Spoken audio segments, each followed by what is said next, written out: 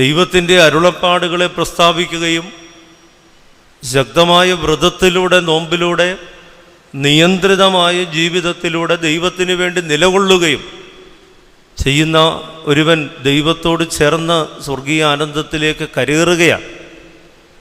നോമ്പ് നോക്കുന്നവൻ സദാ നേരവും സ്വർഗത്തിലാകുന്നു, സ്വർഗത്തിലേക്ക് കരേറ്റുന്നു നോമ്പ് എന്നൊക്കെ പ്രാർത്ഥനയിൽ നാം ചൊല്ലാറുണ്ട്. ഈ രണ്ട് ജീവിതങ്ങൾ ക്രിസ്തുവിനോട് ചേർത്ത് വെക്കുമ്പോൾ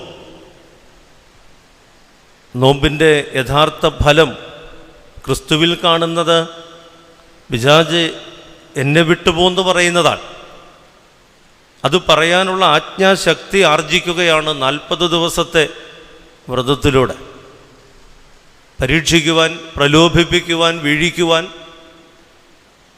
കടന്നു വരുന്നവനോട് നീ എന്നെ വിട്ടു പോ എന്ന് പറയുവാനുള്ള ശേഷിയാണ് ക്രിസ്തുവിൻ്റെ നോമ്പിലൂടെ വെളിപ്പെടുക.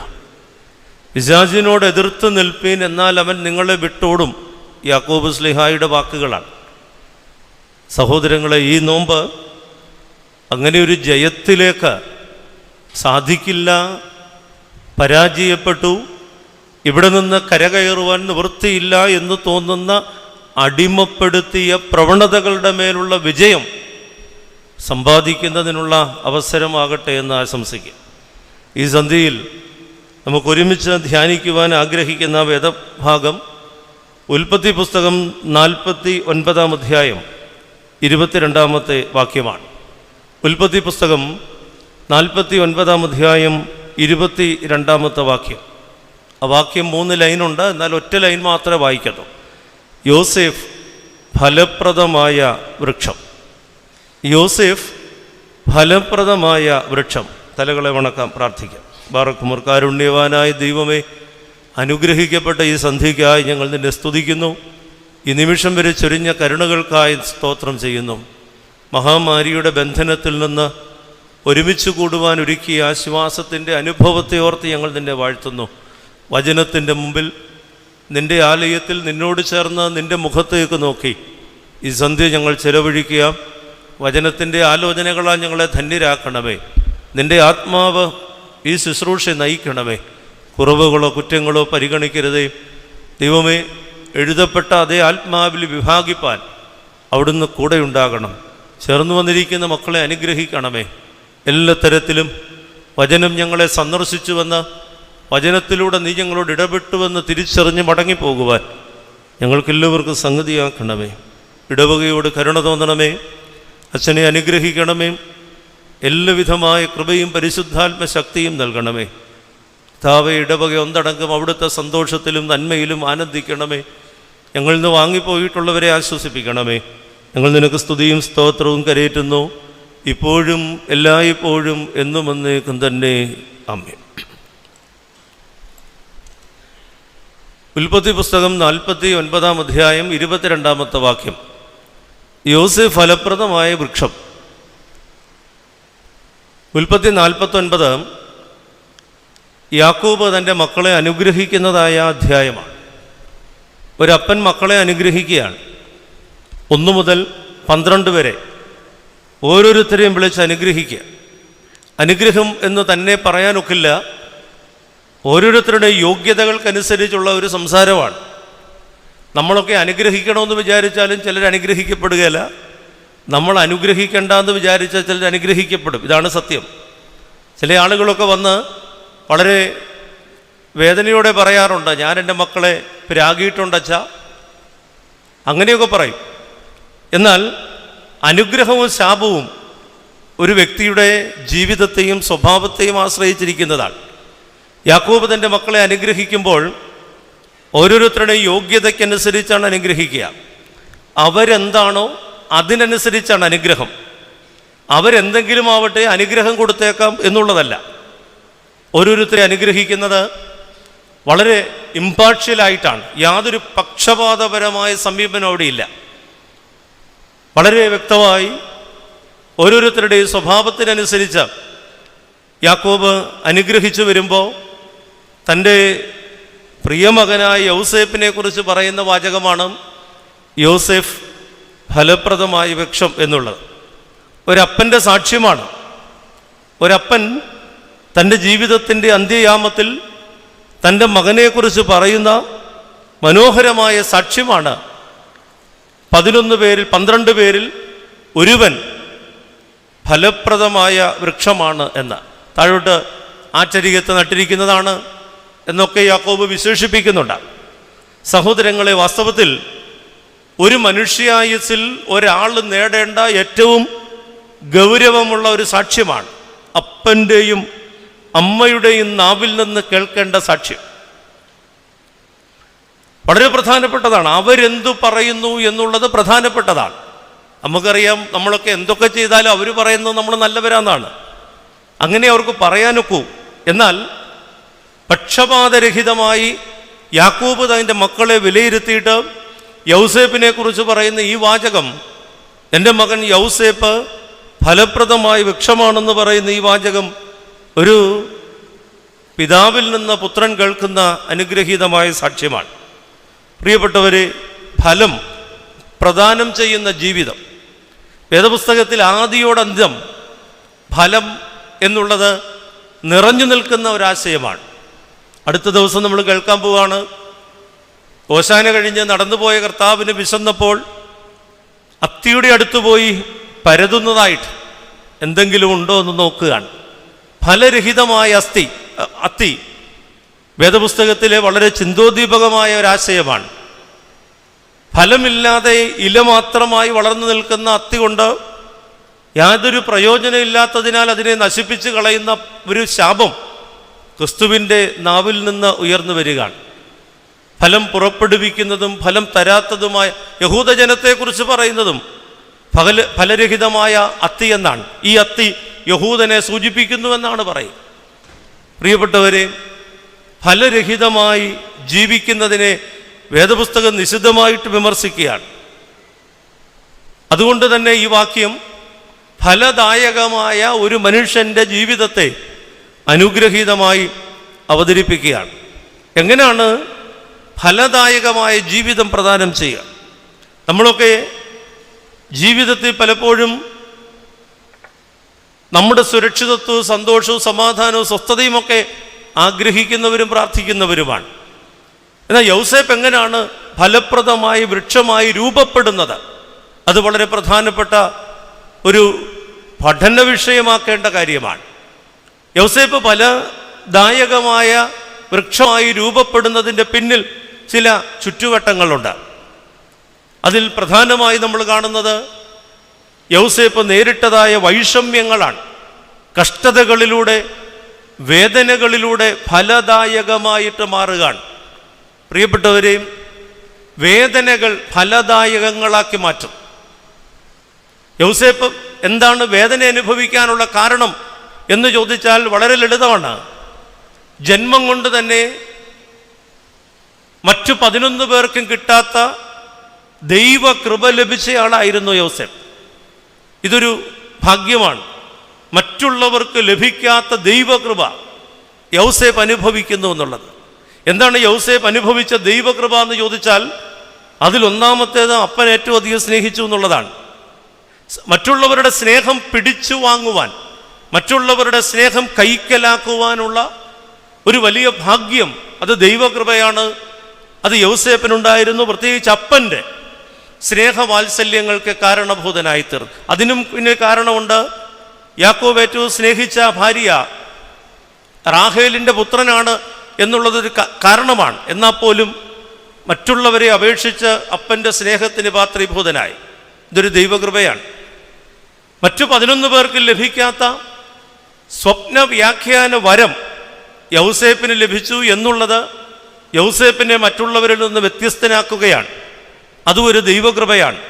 മറ്റുള്ളവർക്ക് അറിയാൻ പാടില്ലാത്ത, മറ്റുള്ളവർ നിസ്സഹായരാകുന്ന, അവരെ കൊണ്ടൊന്നും ചെയ്യാൻ കഴിയാത്ത ഇടത്ത് ഇവൻ കാര്യങ്ങൾ ചെയ്യുവാൻ പ്രാപ്തനായിട്ട് മാറുന്നൊരു സ്ഥിതിവിശേഷം. സഹോദരങ്ങളെ, അതുകൊണ്ട് മറ്റുള്ളവർക്കൊരു കൃപയില്ലെന്നല്ല, ഓരോരുത്തർക്കും കൃപ വ്യത്യസ്തമാണ്. നമ്മൾ കണ്ടുപിടിക്കേണ്ടത് നാം അനുഭവിക്കുന്ന ദൈവകൃപയാണ്. നമ്മുടെ സ്വഭാവം ആരെങ്കിലുമൊക്കെ ദൈവകൃപ കാണുമ്പോൾ ഇങ്ങനെ അസൂയപ്പെട്ടിരിക്കുക. വളരെ അസൂയയോടെ, വളരെ വേദനയോടെയാണ് ദൈവകൃപയുള്ള മനുഷ്യരെ നമ്മൾ കാണുന്നത്. നമുക്കില്ലാത്ത ദൈവകൃപ ആരിലെങ്കിലും കണ്ടാൽ നമുക്ക് സങ്കടമാണ്.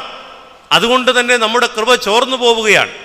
നമുക്ക് ലഭിച്ചിരിക്കുന്ന ദൈവകൃപ ചോർന്നു പോകുന്നത് മറ്റുള്ളവരുടെ ദൈവകൃപയിൽ സന്തോഷിക്കുവാൻ, ദൈവത്തെ സ്തുതിക്കാൻ കഴിയാത്തത് കൊണ്ടാണ്. അതുകൊണ്ട് എനിക്ക് ഓർമ്മിപ്പിക്കാനുള്ളത്, അസൂയ തോന്നിയാൽ പോലും അടുത്ത നിമിഷം അതൊന്ന് മാറ്റിയിട്ട് ഒന്ന് പ്രാർത്ഥിച്ചു നോക്കണം. ദൈവമേ, അവരിൽ കാണുന്ന ദൈവകൃപയിൽ ഞാൻ സന്തോഷിക്കുന്നു, അവരിൽ കാണുന്ന ദൈവകൃപയെ പ്രതി ഞാൻ നിന്നെ സ്തോത്രം ചെയ്യുന്നു എന്ന് മനസ്സ് സമ്മതിക്കുന്നില്ലെങ്കിലും മനഃപൂർവ്വം, അങ്ങനെയാണല്ലോ, മനസ്സ് സമ്മതിക്കത്തില്ല, എന്നാൽ പോലും മനഃപൂർവ്വം പ്രാർത്ഥിച്ചാൽ നമ്മിലുള്ള ദൈവകൃപ ചോരാതിരിക്കും. മറ്റു 11 പേർക്കും അവരുടേതായ രീതിയിൽ ദൈവകൃപകളുണ്ട്. എന്നാൽ യൗസേപ്പ് വ്യത്യസ്തനാണ്, ദൈവകൃപ കൊണ്ട് വ്യത്യസ്തനായിരിക്കുന്ന യൗസേപ്പ്. അതുകൊണ്ട് തന്നെ യൗസേപ്പ് വേദനകളിലേക്ക് യാത്രയാവുകയാണ്. യൗസേപ്പിൻ്റെ ജീവിതം ക്രിസ്തുവുമായിട്ട്, യേശുവുമായിട്ട് വളരെ സാമ്യമുള്ളതാണെന്ന് പിതാക്കന്മാർ പഠിപ്പിക്കാറുണ്ട്. ദുഃഖവെള്ളിയാഴ്ചയുടെ വായനയിലൊക്കെ യൗസേപ്പ് സഹോദരന്മാരുടെ അടുക്കിലേക്ക് പോകുന്നത് പോലെയാണ് ക്രിസ്തു പീലാത്തോസിൻ്റെ അടുക്കിലേക്കും റോമൻ പടയാളികളുടെ അടുക്കിലേക്കും പോകുന്നതെന്ന് പ്രാർത്ഥനകൾ ശ്രദ്ധിച്ചാൽ നമുക്ക് മനസ്സിലാവും. പ്രിയപ്പെട്ടവരെ, വേദനകളിലൂടെ ലഭിച്ച ദൈവകൃപ വേദനകൾക്ക് കാരണമായിട്ട് മാറുകയാണ്, മറ്റുള്ളവരുടെ അസൂയയ്ക്ക് പാത്രീഭൂതമായിട്ട് മാറുകയാണ്. സാധാരണ പറയാറുള്ള തൻ്റേതല്ലാത്ത കാരണത്താൽ അവൻ മറ്റുള്ളവരാൽ ദ്വേഷിക്കപ്പെടുന്ന ദയനീയമായ സ്ഥിതി. അതിൻ്റെ കാരണം ഞാൻ പറയും, യാക്കോബാണ് അതിൻ്റെ ഒന്നാമത്തെ കാരണം. കാരണം 12 മക്കളുണ്ടെങ്കിൽ എല്ലാ മക്കളെയും ഒരുപോലെ മുമ്പ് ഇരുന്ന് 3-4 പേര് പറയുന്നുണ്ട്, ഇതൊക്കെ വെറുതെ പറയുക, എല്ലാവരും ഒരുപോലെ ഒന്നും സ്നേഹിക്കുക എന്ന് പറഞ്ഞാൽ നടക്കുന്ന കാര്യമല്ല. അവരെങ്ങനെയെന്നുള്ളതിനെ ആശ്രയിച്ചിരിക്കും. നമ്മളൊക്കെ മനുഷ്യരാണ്. 2 മക്കളുണ്ടെങ്കിൽ പോലും ഒരുപോലെ സ്നേഹിക്കാനൊക്കെ ഇല്ല. കാരണം അത് നമ്മുടെ സ്നേഹത്തിൻ്റെ കുഴപ്പമല്ല, മറിച്ച് അവരുടെ സ്വഭാവത്തിൻ്റെയും സമീപനത്തിൻ്റെയും രീതിയാണ്.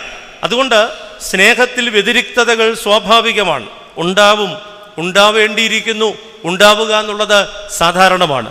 പക്ഷേ സ്നേഹത്തിൻ്റെ പ്രകടനത്തിൻ്റെ കാര്യത്തിൽ നമ്മൾ എന്ത് ചെയ്യണം? അവിടെയാണ് സൂക്ഷിക്കേണ്ടത്. സ്നേഹം പ്രകടനമാവുന്നില്ലെങ്കിൽ സ്നേഹം കൊണ്ട് പ്രയോജനമില്ല. ഉള്ളിലിരിക്കുന്ന സ്നേഹം.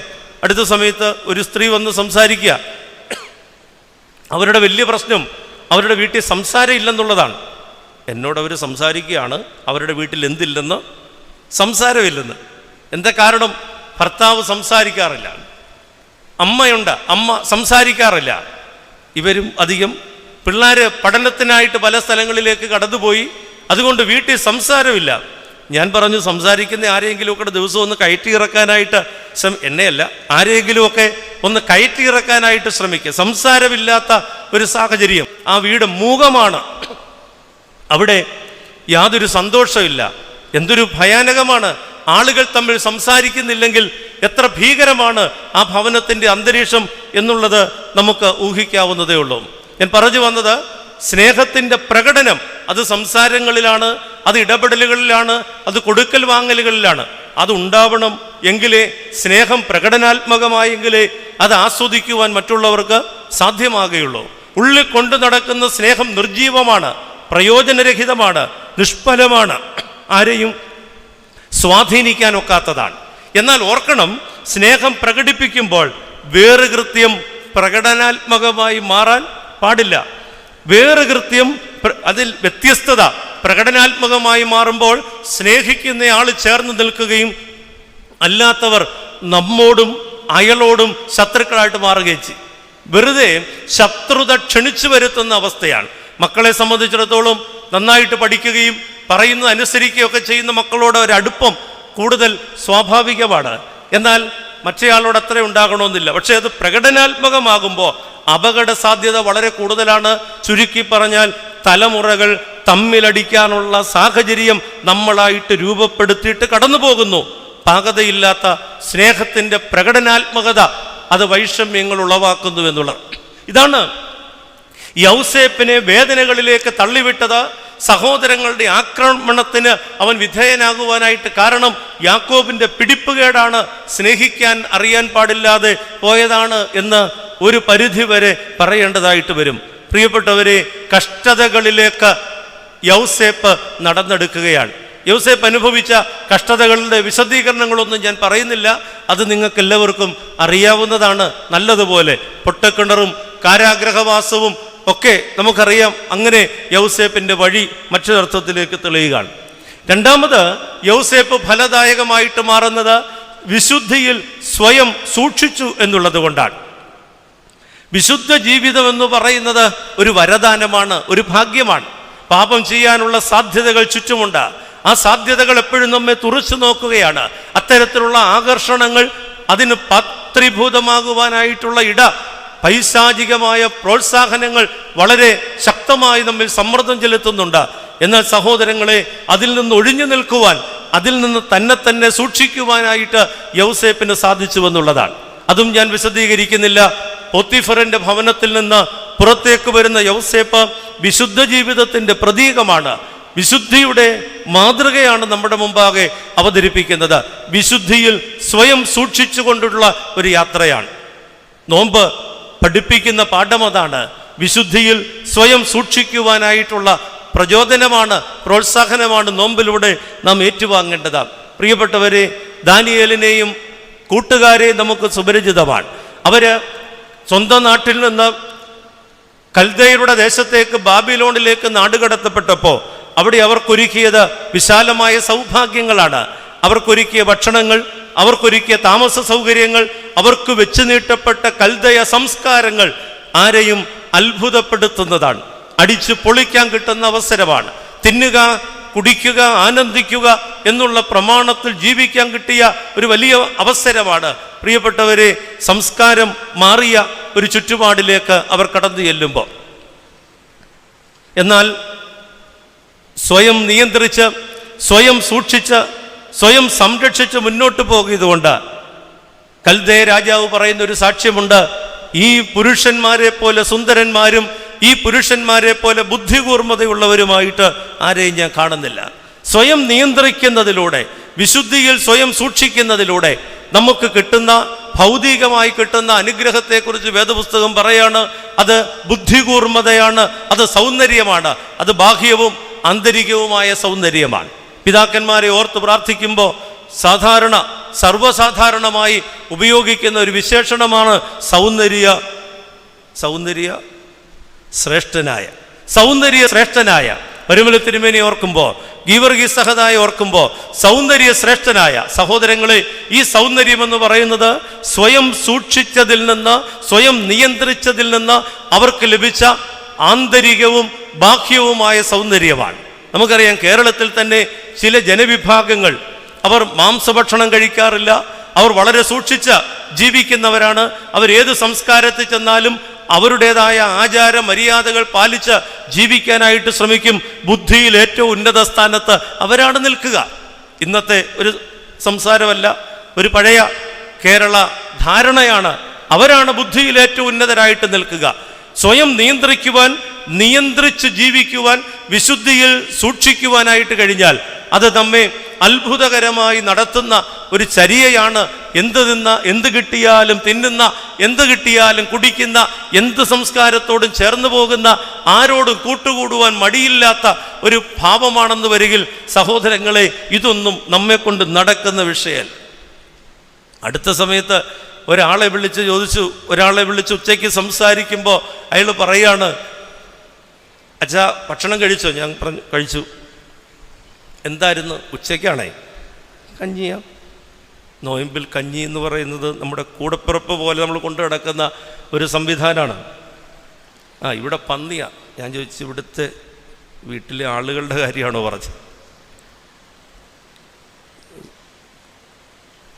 എന്ത് തിന്നാനും, എന്തിനോടും ചേരാനും, ഏത് രീതിയിൽ പെരുമാറാനും അത് ചില പ്രത്യേക സമയങ്ങളിലെ കിട്ടുള്ളൂ എന്നാണ് അടുത്ത വ്യാഖ്യാനം. അത് കിട്ടുമ്പോൾ ഉപയോഗിച്ചില്ലെങ്കിൽ നോമ്പാടെന്ന് പറഞ്ഞിരുന്നാൽ, സഹോദരങ്ങളെ ഓർക്കണം, വിശുദ്ധിയിൽ സ്വയം നിയന്ത്രിച്ച് മുന്നേറുവാനായിട്ട് കഴിഞ്ഞെങ്കിലേ ഫലദായകമാകാൻ ഒക്കൂ. രണ്ട് കാര്യങ്ങളാണ് ഞാൻ പറഞ്ഞത്. ഒന്ന്, കഷ്ടതകളിലൂടെ, വേദനകളിലൂടെയുള്ള യാത്ര. രണ്ട്, ആ യാത്രയിലും സ്വന്തം വിശുദ്ധി സൂക്ഷിക്കുന്ന, നിയന്ത്രണങ്ങൾക്ക് വിധേയമാകുന്ന ഈ ലോകത്തിൻ്റെ ആസ്വാദനങ്ങളിലേക്ക് കണ്ണും കാതും പോകാതെ സൂക്ഷിക്കുന്ന ഒരു ശൈലി, അതാണ് യൗസേപ്പിനെ ഫലദായകമാക്കി മാറ്റിയത്. എന്നെ വളരെ ചിന്തിപ്പിച്ചൊരു വിഷയമുണ്ട്. യൗസേപ്പിൻ്റെ വഴി തുറക്കുന്നത് എങ്ങനെയാണ്? നമ്മളൊക്കെ ഒരുപക്ഷെ വീട്ടിൽ നിന്ന് അവൻ മാറ്റപ്പെടുന്നു, പിതാവിൻ്റെ സ്നേഹത്തിൽ നിന്ന് അവൻ പോകുന്നു. ഇതൊക്കെ പറയുമ്പോഴും മിസ്രൈമിലെ മേൽവിചാരക സ്ഥാനത്തേക്കുള്ള യൗസേപ്പിൻ്റെ വഴി തുറക്കുന്നത് എങ്ങനെയാണ് എന്നുള്ളത് നമ്മൾ പലപ്പോഴും ചിന്തിക്കാറില്ല. എങ്ങനെയാ തുറന്നത് എന്ന് ചോദിച്ചാൽ വേദപുസ്തകം പറയുന്നത് ഇങ്ങനെയാണ്: ഒരു ദിവസം സഹോദരന്മാർ സുഖമായിരിക്കുന്നു എന്ന് അന്വേഷിച്ച് യൗസേപ്പ് ഇറങ്ങി പുറപ്പെട്ടു. ആരാണ്? തനിക്കെന്നും എന്നും തന്നെ കുറ്റപ്പെടുത്തുന്ന, തനിക്കിട്ട് പാരവെക്കുന്ന, തനിക്ക് ദോഷം നിരൂപിക്കുന്ന എല്ലാവരും ഒത്തുകൂടി തന്നെ ഒറ്റപ്പെടുത്തുന്ന. നിങ്ങൾ നോക്കിക്കേ, ഒരു വീട്ടിൽ 11 പേര് ഒരുമിച്ച് നിന്ന് ഒരുത്തനെ ഒറ്റപ്പെടുത്തിയാൽ ആ രംഗം എത്ര ഭീകരമായിരിക്കും. അത്ര ഭീകരമായ സാഹചര്യത്തിൽ കഴിഞ്ഞുകൂടേണ്ടി വരുന്ന സഹോദര ബന്ധത്തിൻ്റെ യാതൊരു ഊഷ്മളതയും യാതൊരു സ്നേഹവും ആസ്വദിക്കുവാൻ ഭാഗ്യം ലഭിച്ചിട്ടില്ലാത്ത യൗസേപ്പ് തൻ്റെ സഹോദരങ്ങൾ സുഖമായിരിക്കുന്നു എന്നറിയാൻ വേണ്ടിയിട്ട് അവർ ആടുമേയിക്കുന്ന ഇടത്തേക്ക് യാത്രയാവുകയാണ്. യൗസേപ്പിൻ്റെ ജീവിതത്തിലെ മഹാഭാഗ്യം, അത് വേദനകളിലൂടെയാണെങ്കിലും ദുരിതങ്ങളിലൂടെയാണെങ്കിലും തൻ്റെ ജീവിതത്തിൽ ഒരിക്കലും എത്തിപ്പിടിക്കാനൊക്കാത്ത ഔന്നത്യങ്ങളുടെ ശ്രീകോവിലിലേക്ക് യൗസേപ്പ് ചുവട് വെപ്പ് ആരംഭിക്കുന്നത് ഇങ്ങനെ ഒരു യാത്രയിലാണ്. തനിക്കെതിരായിട്ട് നിന്നവരുടെ വിശേഷം തിരക്കാനുള്ള ഒരു യാത്രയാണ്. സഹോദരങ്ങളെ കരുതുവാനുള്ള, സഹോദരങ്ങളോടുള്ള സ്നേഹം, അവരോടുള്ള താല്പര്യം പ്രകടമാക്കുവാനുള്ള ഒരു യാത്ര. ഇത് പറയുമ്പോൾ ശമൂവേൽ പ്രവാചകന്റെ 1-ാം പുസ്തകം 17-ാം അധ്യായത്തിലും സമാനമായിരിക്കുന്ന ഒരു ചരിത്രമുണ്ട്. ഒരാള് സഹോദരങ്ങളുടെ വിശേഷം തിരക്കാനായിട്ട് പോവുക. ആരാന്ന് പറയോ? 10 വർഷം പറഞ്ഞതാണ്. ദാവീദ് തൻ്റെ യുദ്ധക്കളത്തിലായിരിക്കുന്ന സഹോദരങ്ങളുടെ വിശേഷം തിരക്കാനായിട്ട് പോവുകയാണ്. ആടുകളുടെ ഇടയിൽ കിടന്ന ദാവീദിനെ വിളിച്ചിട്ട് ഇശായി പറഞ്ഞു, നീ യുദ്ധക്കളത്തിലായിരിക്കുന്ന നിന്റെ സഹോദരങ്ങളുടെ അടുക്കൽ ചെന്ന് ഈ പാൽക്കട്ടയും അപ്പവും ഒക്കെ കൊടുത്തിട്ട് അവർ എങ്ങനെ ഇരിക്കുന്നു. അവിടെ പ്രത്യേകം നമ്മൾ ഓർക്കണം, സ്വന്തം മക്കൾക്ക് വേണ്ടി മാത്രമല്ല ഇശായി പാൽക്കട്ട തയ്യാറാക്കിയത്, അതിനിരട്ടി തൻ്റെ മക്കൾക്ക് എത്ര കൊടുത്തോ അതിനിരട്ടി സൈന്യാധിപനും കൂടെ കരുതിക്കൊണ്ട് ദാവീദിനെ പറഞ്ഞയക്കുക. സത്യത്തിൽ ആ യാത്രയാണ് സഹോദരങ്ങളെ തേടിയുള്ള ആ യാത്രയാണ് ദാവീദിനെ എവിടെ എത്തിച്ചത്? ഇസ്രയേലിൻ്റെ രാജസ്ഥാനത്ത് കൊട്ടാരത്തിലേക്ക്. അത് ഒരു പ്രതിസന്ധിയായി മാറി. ആ പ്രതിസന്ധി ദാവീദ് ഏറ്റെടുത്തു. ആ പ്രതിസന്ധിയെ ദാവീദ് അതിജീവിച്ചു. ആ പ്രതിസന്ധി എന്താണെന്ന് നിങ്ങൾക്കറിയാം, അത് ഗോലിയാത്താണ്. ആ പ്രതിസന്ധിയെ അതിജീവിച്ചതോടുകൂടെ രാജാവായിരുന്ന ശൗലിന് കിട്ടാത്ത മഹത്വവും ഇസ്രയേൽ കന്യകമാരുടെ നാദവും ദാവീദ് ഏറ്റുവാങ്ങുകയാണ്. ശൗൽ 1000 കൊന്നു, ദാവീദോ 10,000 കൊന്നു എന്ന്. കൊട്ടാരത്തിലേക്കുള്ള യാത്ര ദാവീദിന് സുഗമമാക്കിയതും ഇങ്ങനെയാണ്. സഹോദരങ്ങളുടെ വിശേഷം അന്വേഷിച്ചുള്ള യാത്രയാണ്. സഹോദരങ്ങളെന്ന് പറയുമ്പോൾ പ്രിയപ്പെട്ടവരെ, രക്തബന്ധത്തിലുള്ളവർ മാത്രമാകണമെന്നില്ല. ഇവിടെ സഹോദരങ്ങളുടെ വിശേഷം യുദ്ധക്കളത്തിലും ഔദ്യോഗിക അല്ലെങ്കിൽ ആടുകളെ മേയിക്കുന്നതുമായ ചുറ്റുപാടുകളിലായിരിക്കുന്നവരുടെ വേദനകളിൽ അവരോട് പങ്കുചേരുവാനുള്ള യാത്ര നാം വിചാരിക്കുന്നതിനപ്പുറത്തെ ഇടത്തേക്ക് നമ്മെ കൊണ്ടുചെന്നെത്തി. വൈഷമ്യങ്ങളിൽ ആയിരിക്കുന്നവരോട് ചേർന്ന് നിൽക്കുവാനുള്ള പ്രയാണമാണിത്. അതാണ് മിസ്രൈമിലെ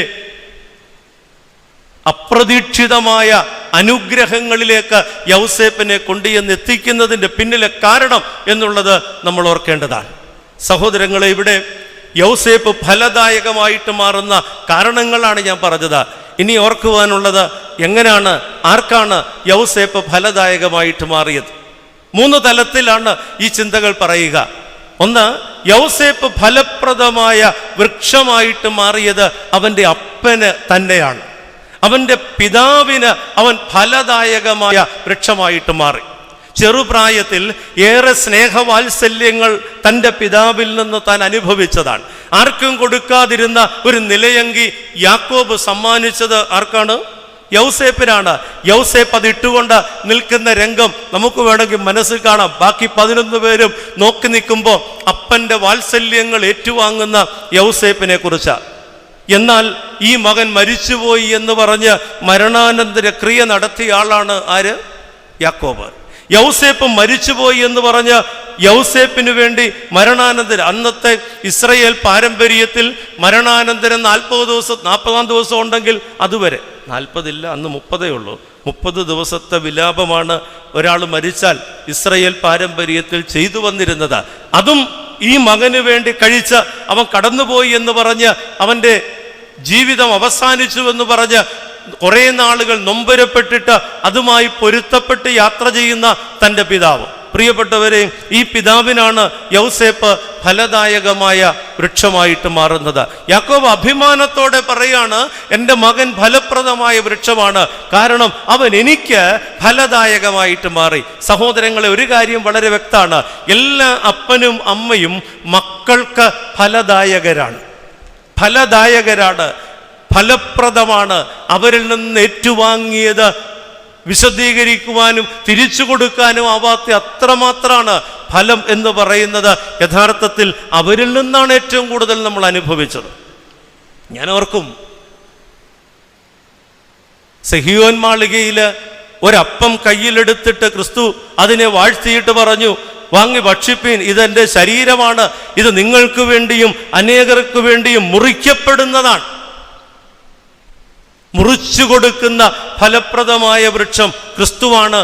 യൗസേപ്പ് ഫലപ്രദം എന്ന് പറയുമ്പോൾ ഞാൻ മുമ്പ് പറഞ്ഞല്ലോ, ക്രിസ്തുവാണ്. അവനോട് ചേർത്ത് വെക്കുവാൻ പറ്റുന്ന പ്രതീകാത്മകമായ ഭാവമാണ് യൗസേപ്പ് എന്ന് ഞാൻ ഓർമ്മ. ഞാൻ ജീവന്റെ അപ്പമാണെന്ന് കൂടെ പറഞ്ഞു. പോട്ടെ, അപ്പനും അമ്മയും ഇതുപോലെ ഒന്ന് ചേർത്ത് വെച്ചാൽ, സെഹിയോൻ മാളികയിൽ മുറിച്ച് അപ്പം നൽകിയ ക്രിസ്തു, കാൽവറിയിൽ സ്വയം മുറിച്ച് ലോകത്തിന് നൽകിയവനായ ക്രിസ്തു, ഇതൊക്കെ നമ്മുടെ കൺമുമ്പിലുള്ള മനസ്സിൽ മായാതെ നിൽക്കുന്ന ഏത് പാപത്തിൻ്റെ പ്രവണതകളെ അതിജീവിക്കുവാൻ നമുക്ക് കരുത്ത് പകരുന്ന ധ്യാനമാണ്. എന്നാൽ അതോടൊപ്പം തന്നെ ചേർത്ത് വെക്കേണ്ടതാണ്, സ്വയം മുറിച്ചെനിക്ക് നൽകി എൻ്റെ അപ്പൻ. നല്ല വാർദ്ധക്യം വരെ, അല്ലെങ്കിൽ ആരോഗ്യം നഷ്ടപ്പെടുന്നത് വരെ രാപ്പകൽ എനിക്ക് വേണ്ടി അധ്വാനിച്ച, ഞാൻ വളരുന്നതിന്, ഞാൻ ഉയരുന്നതിന്, എൻ്റെ സമ്പന്നതയ്ക്ക്, സമ്പുഷ്ടിക്ക്, സംതൃപ്തിക്ക് വേണ്ടി മുറിക്കപ്പെട്ട എൻ്റെ അപ്പനും അമ്മയും ഫലദായകല്ലെന്ന് പറയാനൊക്കോ?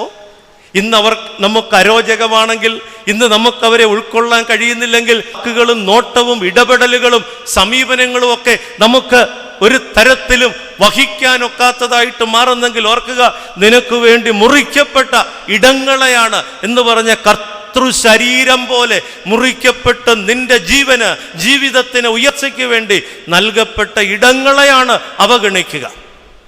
ആരാധനയിൽ ഏറ്റവും അധികം പ്രാധാന്യം വിശുദ്ധ കുർബാനയ്ക്കാണ്. അത് കഴിഞ്ഞാൽ വിശുദ്ധ മൂറോൻ തൈലത്തിനാണ്. സാധനങ്ങളെക്കുറിച്ച് പറയുമ്പോൾ, ആരാധനാ വസ്തുക്കളെക്കുറിച്ച് പറയുമ്പോൾ ഏറ്റവും പ്രാധാന്യം വിശുദ്ധ കുർബാനയ്ക്കാണ്. അത് കഴിഞ്ഞാൽ വിശുദ്ധ മൂറോൻ തൈലത്തിനാണ്. മുറിക്കപ്പെട്ട വിശുദ്ധ കുർബാനയ്ക്ക് എത്ര പ്രാധാന്യമാണ് നൽകുന്നതെന്ന് നിങ്ങൾക്കൊരുപക്ഷെ ബോധ്യമുണ്ടാകും. അതിലൊന്ന് നിലത്ത് വീണാൽ അച്ഛൻ അതെങ്ങനെയാണ് ഏറ്റുവാങ്ങുന്നത്, അതെടുക്കുന്നതെന്നുള്ളത്. കയ്യിൽ നിന്ന് പോയാൽ നാവിലേക്ക്, അതാണ് പ്രമാണം. സ്പൂണിൽ നിന്നോ കയ്യിൽ നിന്നോ അത് വിട്ടുകഴിഞ്ഞാൽ നാവിലേക്കെന്നുള്ളതാണ്. അത് താഴെ വീണാലും നാവിലേക്ക് തന്നെ ഏറ്റുവാങ്ങണമെന്നുള്ളതാണ് പ്രമാണം. അത് അത്രമാത്രം ഗൗരവത്തോടെ കാണുന്നതിൻ്റെ കാരണം എന്താണെന്ന് ചോദിച്ചാൽ, മുറിക്കപ്പെട്ട് നൽകപ്പെടുന്നതിനോട്, എൻ്റെ നിത്യജീവന് വേണ്ടി മുറിക്കപ്പെട്ടതിനോടുള്ള എൻ്റെ പ്രതിബദ്ധതയാണ്. വിശുദ്ധ കുർബാന കൊണ്ട് നടക്കുമ്പോൾ കൂട്ടത്തിൽ കത്തിച്ച മെഴുകുതിരി ഉണ്ടാവുന്നത്, അത് എതിലെ കൊണ്ടുപോയാലും, ആ ഹോസ്പിറ്റലിൽ അല്ലെങ്കിൽ ഭവനത്തിൽ എവിടെ കൊണ്ടുപോയാലും അതിൻ്റെ ഗാംഭീര്യം നഷ്ടപ്പെടാതെ സൂക്ഷിക്കുന്നത് മുറിക്കപ്പെട്ടു എന്നുള്ളത് കൊണ്ടാണ്. എനിക്ക് വേണ്ടി, എൻ്റെ ജീവന് വേണ്ടി, ക്രിസ്തുവിൻ്റെ ശരീരം എന്നുള്ളത് കൊണ്ട്. അങ്ങനെ എനിക്ക് വേണ്ടി മുറിക്കപ്പെട്ട ജീവിതങ്ങൾ ജീവിച്ചിരിക്കുമ്പോൾ, എനിക്ക് വേണ്ടി മുറിക്കപ്പെട്ട് ഉയരത്തിലേക്ക് പോയവനെ ആദരിക്കുകയും, ഇവിടെ എനിക്ക് വേണ്ടി മുറിക്കപ്പെട്ട് എൻ്റെ കൺമുമ്പിൽ നിൽക്കുന്നവരെ അനാദരിക്കുകയും ചെയ്താൽ എത്ര ഭീകരമാണ്, എത്ര വൈരുദ്ധ്യമാണ്. ക്രിസ്തുവിൻ്റെ മുറിക്കപ്പെടലിനോട് ചേർത്ത് വെക്കേണ്ട, നമ്മളിന്ന് ചെയ്തുകൊണ്ടിരിക്കുന്നത് ഇത് തന്നെയാണ്, മുറിച്ചു നൽകുകയാണ്. ഇവിടെ ആസ്വാദനത്തിന് സമയമില്ലാതെ ആശങ്കകളുടെ മുറിക്കപ്പെടലുകൾ, ആകുലതയുടെ മുറിക്കപ്പെടലുകൾ, അവർക്കൊരു രോഗം വരുമ്പോൾ, അവർക്കൊരു സങ്കടം വരുമ്പോൾ മുറിക്കപ്പെടുകയാണ്. ഈ മുറിക്കപ്പെടൽ എൻ്റെ ആരോഗ്യത്തെ തകർക്കുന്ന, എൻ്റെ സമാധാനത്തെ തകർക്കുന്ന, എൻ്റെ ആയുസ്സിനെ തകർക്കുന്ന മുറിക്കപ്പെടലാണ്. പ്രിയപ്പെട്ടവരെ, ഫലദായകമായി, എനിക്ക് വേണ്ടി ഫലദായകമായിട്ട് മാറിയ എൻ്റെ അപ്പന് ഞാൻ ഫലദായകമായിട്ട് മാറുന്ന ഒരു പ്രതിപ്രവർത്തനം യൗസേപ്പിൽ കാണുന്നത് ഇതാണ്. അപ്പന് അപ്പം കൊടുക്കുന്ന മകൻ. എപ്പോ ക്ഷാമത്തിൻ്റെ കൊടും ഭീകരതയിൽ ജീവിക്കാൻ നിവൃത്തിയില്ലാതെ വീർപ്പുമുട്ടി വിറങ്ങലിച്ചു നിൽക്കുന്ന തൻ്റെ അപ്പന് വേണ്ടി ഭക്ഷണം വിളമ്പുന്ന, ഒരുപക്ഷെ നമുക്കിത് അത്ര ഫീൽ ചെയ്യത്തില്ല. കാരണം അപ്പന് കഴിക്കാൻ കൊടുത്തിട്ടുണ്ട്. പല മാതാപിതാക്കളും പറയുന്ന ഒരു കാര്യമാണ്, കഴിക്കുന്ന കാര്യത്തിലും ഒന്നും ഒരു കുഴപ്പമില്ല, അടുക്കള കയറാൻ സമ്മതിക്കത്തില്ലെന്നുള്ളേ ഉള്ളൂ. ആരാ പറയുന്നത്? അടുക്കള കയറാൻ എല്ലാം വെച്ച് വിളമ്പി തരും, അടുക്കള കയറാൻ സമ്മതിക്കത്തില്ലെന്നുള്ളത് വെച്ചാൽ ഒരു കുഴപ്പവും ഇല്ല. തരുന്നതിനും എടുക്കുന്നതിനും തീറ്റുന്നതിനൊന്നും ഒരു കുഴപ്പവും ഇല്ല, പക്ഷേ സമ്മതിക്കത്തില്ല. ഇതതിലുണ്ട്, ഈ അടുക്കള കയറുന്നതിലുമുണ്ട്. ഈ മുറിക്കപ്പെട്ടവരുടെ സ്വാതന്ത്ര്യം അത് പരിഗണിക്കപ്പെടേണ്ടതാണ്, അതൊരിക്കലും അവഗണിക്കാൻ പാടില്ലാത്തതാണ്. ഏറ്റവും കുറഞ്ഞത് ഞാനൊരു ഒരു ഒരു ഫോർമുല നിങ്ങളുടെ മുമ്പിൽ വെക്കുകയാണ്. ഏറ്റവും കുറഞ്ഞത് മക്കൾക്ക് വേണ്ടിയുള്ള കരുതലെങ്കിലും അവർക്ക് വേണ്ടി. മക്കളൊന്നും ചെയ്തിട്ടില്ല, ഇനി ചെയ്യുമെന്നിട്ടറിയത്തുമില്ല, എന്നാൽ ചെയ്തവരോട് അതിൽ കൂടുതലെങ്കിലും അല്ലെങ്കിൽ അത്രയെങ്കിലും കാണിക്കണമെന്നുള്ളത് ഒരടിസ്ഥാന തത്വമാണ്. നീ മൂലയ്ക്ക് മാറ്റി നിർത്തിയിരിക്കുന്ന, മൂലയ്ക്കെന്ന് പറയും വീടിൻ്റെ മൂലയ്ക്കല്ല, നിന്റെ ജീവിതത്തിൻ്റെ കോണുകളിലേക്ക് ഒതുക്കിയിരിക്കുന്ന നിനക്ക് വേണ്ടി മുറിക്കപ്പെട്ട ജീവിതങ്ങളെക്കുറിച്ചാണ് ഇത് പറയുക. ഒരുപാട് നാൾ കരഞ്ഞ ഒരു അപ്പൻ ഇന്ന് വളരെ സന്തോഷത്തോടെ പറയാണ്, എൻ്റെ മകൻ ഫലദായകമായ വൃക്ഷമാണ് എന്ന്. ലൂക്കോസ് 15-ാം അധ്യായത്തിൽ മടങ്ങി വന്ന മകനെ കുറിച്ച് വിരുന്നൊരുക്കുന്ന അപ്പനെ പോലെയാണ് യൗസേപ്പ്. യാക്കോബിൽ നിന്ന് 100 നാക്കാണ് യൗസേപ്പിനെ കുറിച്ച് പറയുക. ഒരുപാട് വിലപിച്ചതാണ്, ഒരുപാട് ദുഃഖിച്ചതാണ്. സഹോദരങ്ങളെ, ഇത് ജീവിതത്തിൻ്റെ ഒരു സൈക്കിളാണ്. ചില കാലങ്ങൾ മക്കളെക്കുറിച്ച് വിലപിക്കാനുള്ള കാലമാണ്. ചില കാലങ്ങൾ മക്കളെക്കുറിച്ച് നൊമ്പരപ്പെടാനുള്ള കാരണം. ഞാൻ ഒരിക്കലും ചിന്തിക്കുന്നില്ല, യാക്കോബ് കരഞ്ഞതുപോലെ മക്കളെക്കുറിച്ച് കരഞ്ഞിട്ടുള്ള ഒരാളും ലോകത്തിലുണ്ടാവത്തില്ല. കാരണം മരിക്കാത്ത മകൻ മരിച്ചു എന്ന് പറഞ്ഞ് ശേഷക്രിയ നടത്തിയ അപ്പനാണ് യാക്കോബ്. അത്രയും കരഞ്ഞിട്ടുള്ള ആരാണ് ഉള്ളത്? നമ്മളൊക്കെ ചിലപ്പോൾ കരഞ്ഞിട്ടുണ്ടാകും. മക്കള് അവരുടെ ആരോഗ്യത്തെ പ്രതി, അവരുടെ സ്വഭാവത്തെ പ്രതി, അവരുടെ വിദ്യാഭ്യാസത്തെ ഭാവിയെ പ്രതിയൊക്കെ കരഞ്ഞിട്ടുണ്ടാകാം. പക്ഷെ സഹോദരങ്ങളെ, അവൻ മരിച്ചു എന്ന് പറഞ്ഞ് കരഞ്ഞ ഒരപ്പനാണ്. ഇന്ന് ആ അപ്പൻ പറയുകയാണ്, ഒരുപാട് നാൾ ഞാൻ എൻ്റെ മകന് വേണ്ടി കരഞ്ഞതാണ്, ഒരുപാട് കണ്ണീരൊഴുക്കിയതാണ്, എൻ്റെ കണ്ണുനീര് വറ്റിയതാണ്. എന്നാൽ ഇന്നിതാ എൻ്റെ ആവേശമായിട്ട് അവൻ മാറിയിരിക്കുന്നു. നമ്മൾ കരഞ്ഞിട്ടുള്ള, നമ്മൾ വേദനിച്ചിട്ടുള്ള മക്കളാവും നാളുകളിൽ നമ്മുടെ ആവേശമായിട്ട് മാറുക. എനിക്ക് പരിചയമുള്ള ഒരു പയ്യൻ, ചെറുപ്പക്കാരൻ, അവൻ്റെ ടീനേജ് കാലത്ത് ഒത്തിരി അടുത്ത് അവനുമായിട്ട് പെരുമാറാൻ അവസരം കിട്ടിയിട്ടുണ്ട്. ഉഴപ്പെന്ന് പറഞ്ഞ തകർക്കുകയാണ്. സൺഡേ സ്കൂളാണേലും കൊള്ളാം, VBS ആണേലും കൊള്ളാം, വരുന്നിടത്ത് അവനാണ് താരം. ഒരു ക്ലാസ്, ജനറൽ ക്ലാസ് എന്ന് പറയുന്നൊരു ക്ലാസ് എടുക്കാൻ സമ്മതിക്കത്തില്ല. ഭയങ്കര അലമ്പാണ്. കഴിഞ്ഞ ദിവസം എൻ്റെ അടുത്ത് വന്നിരുന്നു സംസാരിക്കുകയാണ്. അതിൽ നിന്ന് മദ്യപാനത്തിലേക്ക് പോയി. മദ്യപാനത്തിൽ നിന്ന് പിടിച്ചു നിൽക്കാനാവാത്ത ഗതികേടിലേക്ക്, ഒരു നിമിഷം മദ്യമില്ലാതെ നിൽക്കാനൊക്കാത്ത അവസ്ഥയിലേക്ക് പോയി. എന്നിട്ടിവൻ പറയുകയാണ്, അച്ഛാ, കഴിഞ്ഞ 3 വർഷമായിട്ട് മുഴുവൻ മദ്യപാനം നിർത്തി. ഇന്ന് വളരെ ഉത്തരവാദിത്വമായിട്ട് ജോലി ചെയ്യുകയാണ്. ഞാൻ അത്ഭുതപ്പെട്ടു പോയി. ഒരിക്കലും അവനിൽ നിന്ന് പ്രതീക്ഷിക്കാത്ത തരത്തിലുള്ള ഒരു വളർച്ച, അവനിന്ന് എത്തി നിൽക്കുന്ന ഒരു സ്ഥിതിവിശേഷം അത്ഭുതാവഹമാണ്. കഴിഞ്ഞ 3 വർഷം കൊണ്ട് അവൻ്റെ ജീവിതത്തിൽ ഉണ്ടായ മാറ്റം കഴിഞ്ഞ 20 വർഷമായിട്ട് അവനെ പരിചയമുള്ള എന്നെ അത്ഭുതപ്പെടുത്തുന്നതാണ്. എങ്ങനെ ഒരാൾക്ക് ഇത്രയും അധപ്പതിച്ചു പോയ, ഇത്രയും തരം താന്നു പോയ, ഇത്രയും കുറ്റകൃത്യങ്ങളിൽ കേസുകൾ, കോടതി പോലീസ് കേസുകൾ പലതുണ്ടായിരുന്ന, ഇത്രയും കാര്യങ്ങളിൽ അകപ്പെട്ടു പോയ ഒരുത്തന് ഇന്ന് ഈ നിലയിലെത്തുവാൻ കഴിഞ്ഞത് എങ്ങനെയെന്നുള്ളതിനെ കുറിച്ച് അത്ഭുതമാണ്. അവൻ്റെ ഓരോ വാക്കുകളും അത്ഭുതത്തോടെയാണ് ഞാൻ കാതു കൂർപ്പിച്ചിരുന്നത്. ഒരു കാലത്ത് ഒരുപാട് കരഞ്ഞ മക്കൾ പിന്നീട് മാതാപിതാക്കളുടെ ആവേശമായിട്ട് മാറുകയാണ്. ഒരുപാട് കണ്ണീരൊഴുക്കിയ മക്കൾ ഫലദായകരായിട്ട് മാറുകയാണ്.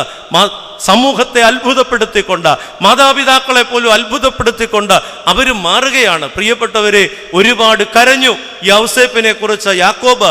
എന്നാൽ ഇന്ന് ആവേശത്തിന്റെ കൊടുമുടിയിലാണ് അപ്പൻ എത്തി നിൽക്കുന്നത്. എനിക്ക് ഫലം തരുന്ന, എൻ്റെ വിശപ്പടക്കുന്ന എൻ്റെ മകൻ. വിശപ്പടക്കുക എന്ന് പറഞ്ഞാൽ ഞാൻ മുമ്പേ പറഞ്ഞ പോലെ വീട്ടിൽ അരി മേടിച്ചു കൊടുക്കുന്നതല്ല.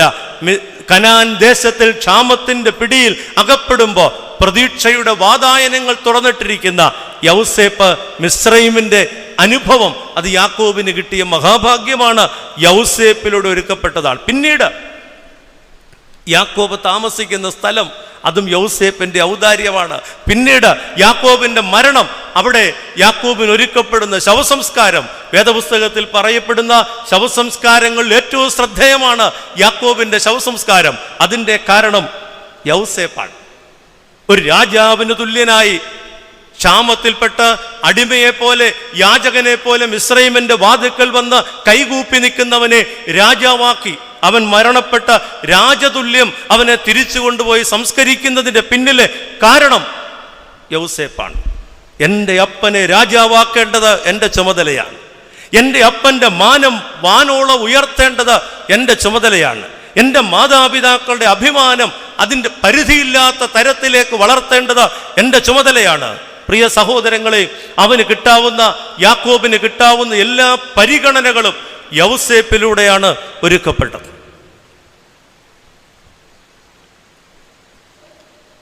ഒരിക്കൽ യേശു പ്രസംഗിച്ചപ്പോൾ ആവേശം അണപൊട്ടിയിട്ട് ഒരു സ്ത്രീ എഴുന്നേറ്റ് വിളിച്ചു പറയുന്നൊരു വാചകമുണ്ട്. പറയാമോ? നിന്നെ വഹിച്ച ഉദരവും നീ കുടിച്ച മുലകളും ഭാഗ്യമുള്ളത്. ആ സ്ത്രീയുടെ നിയന്ത്രണം വിട്ടു. ഞാനിങ്ങനെ ഓർക്കുകയാണ്, കുറേ പേര്, സ്ത്രീകളും പുരുഷന്മാരും കൂടിയിരിക്കുന്നിടത്ത് ക്രിസ്തുവിൻ്റെ വാക്കുകൾ ഇങ്ങനെ അണപൊട്ടി ഒഴുകുന്ന, അനിസ്യൂതമായിട്ടുള്ള, അനർഗളമായി പ്രവഹിക്കുന്ന ക്രിസ്തുവിൻ്റെ വാക്കുകൾ കേട്ടിട്ട് സമനില തെറ്റിയ, അങ്ങനെയാണല്ലോ എല്ലാവരും ഇരിക്കുന്നിടത്ത്. ഞാൻ ഇന്നലെ ഒരു പള്ളി പ്രസംഗിക്കാൻ പോയി. ഭയങ്കര മഴയായിരുന്നു. അതുകൊണ്ട് തന്നെ പ്രസംഗം തുടങ്ങേണ്ട സമയത്തൊന്നും ആരും എത്തിയിട്ടില്ല. പിന്നെ ഇങ്ങനെ പാട്ടും പാടി ഞാൻ പയ്യെ തുടങ്ങി. ഇങ്ങനെ ആളുകൾ വന്നുകൊണ്ട് അതിനിടയ്ക്ക് ഒരാൾ കയറി വന്നു, ഏറ്റവും മുമ്പിൽ വന്നിങ്ങനെ നിൽക്കുവാണ്. അദ്ദേഹം പറയുന്നത് ഞാൻ അങ്ങനെ ഒരു മറ്റം ഉണ്ടല്ലോ, പകലോ മറ്റത്തെയാണെന്നാ. മുമ്പിൽ വന്ന് നിൽക്കുവാണ്. മദ്യപാനം, ഭയങ്കര മദ്യമാണ്. കുറേ നേരം അവിടെ ഇരുന്നു.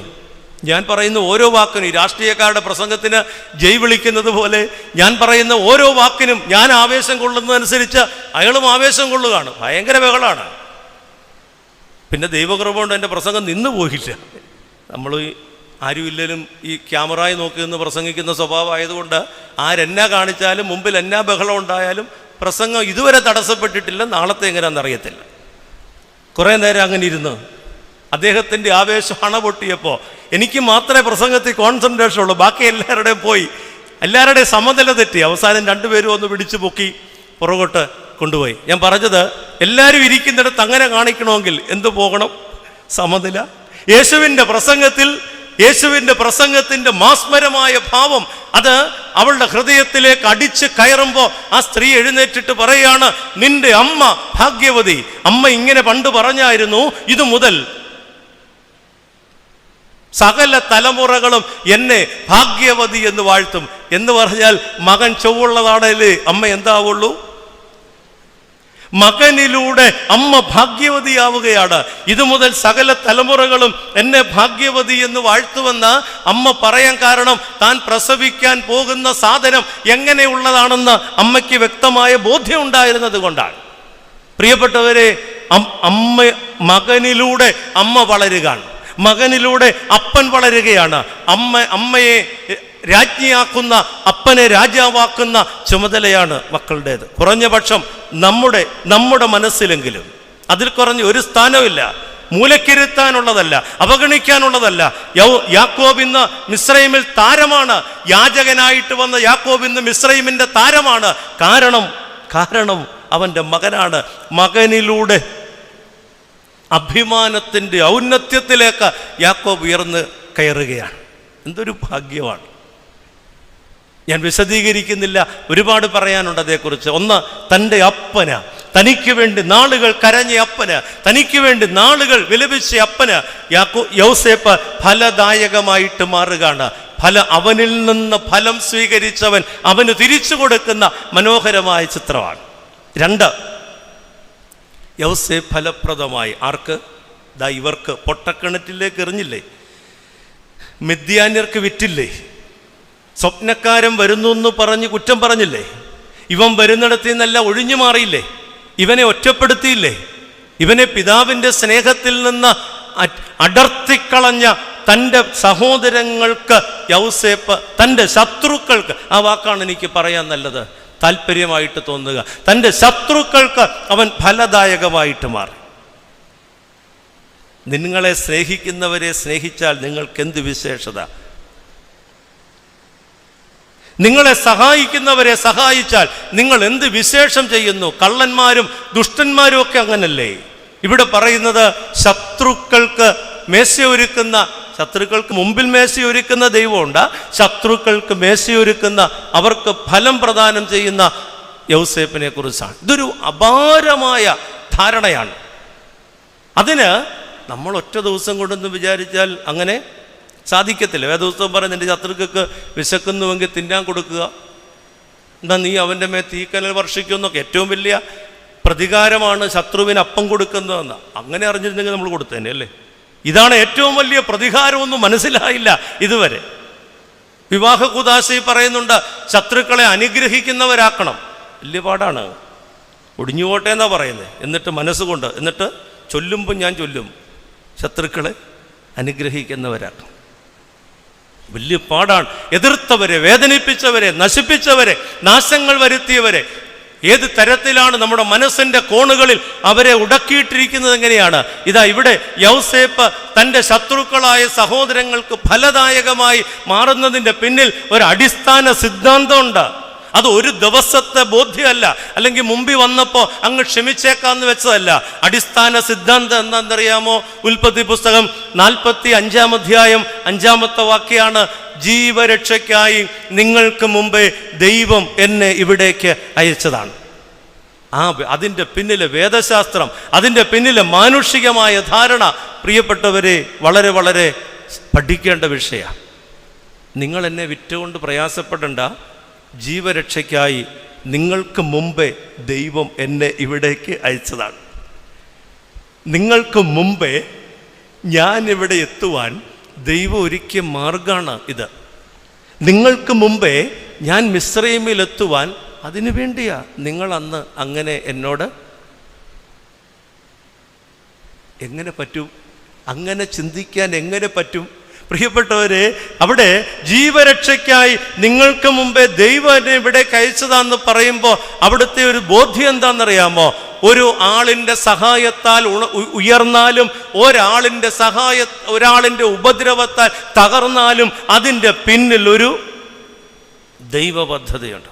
ഞാൻ പറഞ്ഞ വാക്കൊന്നുകൂടെ ആവർത്തിക്കുക. ഒരാളിൻ്റെ സഹായത്താൽ ഉയർന്നാലും ഒരാളിൻ്റെ ഉപദ്രവത്താൽ തകർന്നാലും അതിൻ്റെ പിന്നിൽ ഒരു ദൈവ പദ്ധതിയുണ്ട്. ദൈവം എത്തിക്കേണ്ടിടത്തെത്തിക്കാൻ നടത്തുന്ന ശ്രമത്തിൻ്റെ ഭാഗമാണ് അനുകൂലവും പ്രതികൂലവുമായ പ്രതികരണങ്ങൾ. ഞാനത് വളരെ വളരെ ബോധ്യത്തോടെ ഏറ്റുപറയുക. ദൈവം എത്തിക്കേണ്ട സ്ഥാനത്തെത്തിക്കുവാൻ ഒരുക്കുന്ന ചില വൈരുദ്ധ്യങ്ങളുണ്ട്, ചില എതിർപ്പുകളുണ്ട്, ചില നാശങ്ങളും നഷ്ടങ്ങളുമൊക്കെ എന്ന് പറയുന്ന വഴിയിലൂടെ, അനുഭവത്തിലൂടെ നമ്മൾ കടന്നു പോകേണ്ടതായിട്ട് വരും. ഒരു മനുഷ്യൻ്റെ മുഖം ആദരിച്ച്, അല്ലെങ്കിൽ ആ മുഖത്ത് നിന്ന് കരുണയും സ്നേഹവും പ്രതീക്ഷിച്ച് ഈ ലോകത്തിൽ ഒരു നിമിഷം ജീവിക്കാനൊക്കില്ല പ്രിയപ്പെട്ടവരെ. ഒറ്റപ്പെട്ടു പോകുന്ന, ഒറ്റപ്പെടുത്തിക്കളയുന്ന, എല്ലാം ഉണ്ടെന്ന് വിചാരിക്കുന്നിടത്ത് സമസ്തവും നഷ്ടപ്പെട്ടതിൻ്റെ ശൂന്യത അനുഭവിക്കേണ്ടി വരുന്ന ദയനീയ സ്ഥിതി എത്ര ഭയങ്കരമാണ്. അങ്ങനെ മിദ്യാന്യ കച്ചവടക്കാരുടെ കൂട്ടത്തിൽ ഒരന്യനെ പോലെ, അല്ലെങ്കിൽ വിൽക്കപ്പെട്ട ഒരടിമയെ പോലെ കടന്നു പോകുന്ന യൗസേപ്പിൻ്റെ മുഖം നോക്കിയിട്ട് നിങ്ങൾക്ക് പറയാനൊക്കെ ഇത് ദൈവ പദ്ധതിയാന്ന്? വിശ്വസ്തയോടെ പോത്തിഫറിന്റെ ഭവനത്തിൽ അത്യധ്വാനം ചെയ്തിട്ട് കാര്യവിചാരകത്വം, സ്റ്റിവേർഷിപ്പ് എന്നാ പറയുക, അത് നിർവഹിച്ചിട്ട് അവിടെ നിന്ന് അപമാനമേറ്റ കാരാഗ്രഹത്തിലേക്ക് മാറ്റപ്പെടേണ്ടി വരുന്ന യാത്ര ദൈവപദ്ധതിയാന്ന് പറയാനൊക്കോ? അങ്ങനെ അറിഞ്ഞിരുന്നെങ്കിൽ നമ്മൾ ഇതുവരെ ആധി കൊണ്ടതൊക്കെ എന്തിനാ?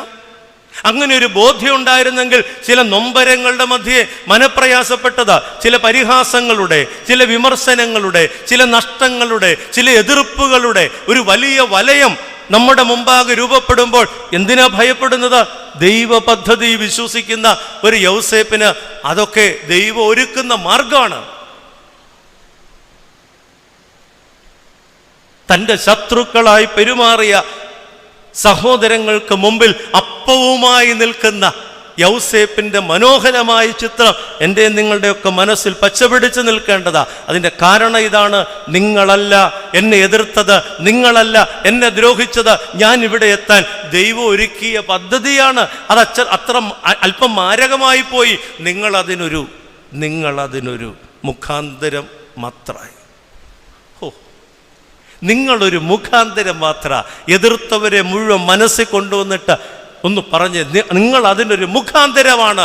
ദൈവം ഞാൻ എത്തേണ്ടിടത്ത് എന്നെ എത്തിക്കാൻ നടത്തിയ ശ്രമത്തിൻ്റെ ഭാഗമായി രൂപപ്പെട്ട മുഖാന്തരങ്ങളാണ് നിങ്ങൾ എന്നൊന്ന് പറഞ്ഞ് എന്തൊരു സന്തോഷമായിരിക്കും എന്ന് പറയും. 8 മണിക്ക് നിർത്തണം, ഇല്ലെങ്കിൽ കൂവും, അന്നേരം വാച്ച് നോക്കും. പണ്ട് ഞാൻ പറഞ്ഞിട്ടുണ്ട്, 10 വർഷം അച്ഛന്മാർ പ്രസംഗിക്കുമ്പോൾ 8 മണിക്ക് സൈറൻ കൂവുമ്പോൾ ആ കൂട്ടത്തിൽ വാച്ച് നോക്കേണ്ട കാര്യമില്ല. 8 മണി ആയെന്ന് കൂവുമ്പോൾ അറിയാവില്ല. പിന്നെ ആ കൂട്ടത്തിൽ വെടിവെക്കുകയും തല്ലിക്കൊല്ലുകയും കൂടെ വേണ്ടല്ലോ. എന്നാലും ഇത് 8 മണിക്ക് തീരുമെന്ന് എനിക്ക് തോന്നുന്നില്ല. മൂന്നാമതാ യൗസേപ്പ് ഫലദായകമായിട്ട് മാറിയതാർക്ക? തനിക്ക് അഭയം കൊടുത്ത രാജ്യത്തിന്, തനിക്ക് അഭയം നൽകിയ രാജ്യത്തിന് ഫലദായകമായിട്ട് മാറി. പ്രിയപ്പെട്ടവരെ, 7 വർഷത്തെ സമൃദ്ധി, 7 വർഷത്തെ ക്ഷാമം സ്വപ്നത്തിൻ്റെ വ്യാഖ്യാനത്തിലൂടെ യൗസേപ്പിന് വെളിപ്പെട്ട് കിട്ടിയ ഒരു നൂതനമായ അറിവാണ്. വരാൻ പോകുന്ന ഭാവിയെക്കുറിച്ചുള്ള ബോധ്യമാണ്. അതിനനുസരിച്ച് അവൻ സംഭരിച്ചു വെച്ചു. എന്നിട്ട് വരാൻ പോകുന്ന ക്ഷാമകാലത്തെ നേരിടുവാനായിട്ട് തയ്യാറായി. കനാൻ ദേശത്ത് ക്ഷാമമാണ്.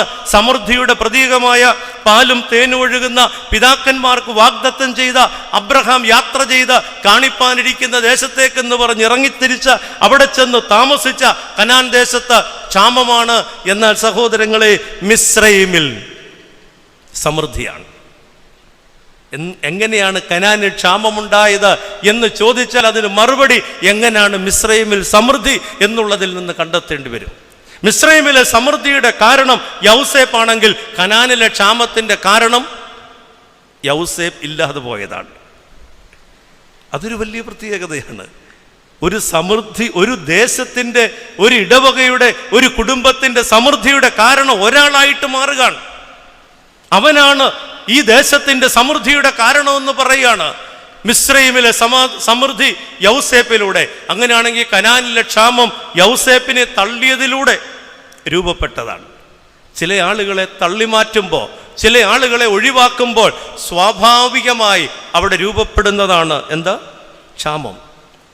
കഴിവുള്ളവരെ, വിവേകമുള്ളവരെ, ദീർഘവീക്ഷണമുള്ളവരെ, അറിവുള്ളവരെ, കാര്യങ്ങൾ നടത്താൻ പ്രാപ്തിയുള്ളവരെ, വകതിരിവോടെ പ്രവർത്തിക്കുവാൻ കഴിയുന്നവരെ അവഗണിക്കുമ്പോൾ, മാറ്റി നിർത്തുമ്പോൾ അവിടെ രൂപപ്പെടുന്ന സ്വാഭാവികതയാണ്.